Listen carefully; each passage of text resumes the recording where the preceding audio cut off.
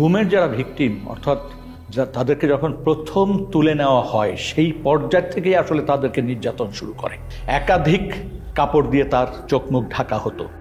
চোখ বাঁধা থাকতো 3টা কাপড় দিয়ে। প্রথমে একটা কাপড় দিয়ে চোখ বাঁধতো, আরেকটা জমটুপি, যেটা জমটুপি পরানোর পরে আবার আরেকটা কাপড় দিয়ে বাঁধতো, আর হ্যান্ডকাপ পিছনে লাগানো থাকতো। মাইক্রোবাস বা যে পরিবহনে উঠানো হতো তার দুই পাশে যখন থাকতো তারা কিন্তু চেপে থাকতেন, তার হাত করা পরিয়ে ফেলতেন এবং কোনো কোনো ক্ষেত্রে তাদেরকে নীল ডাউন করে রাখা হতো সিটের ওখানে, যাতে বাইরের মানুষ কোনোভাবে টের না পায়। গান বাজনা বাজানো হতো যাতে কেউ ধারণা না করতে পারে যে এই গাড়িতে কাউকে তুলে নেওয়া হচ্ছে।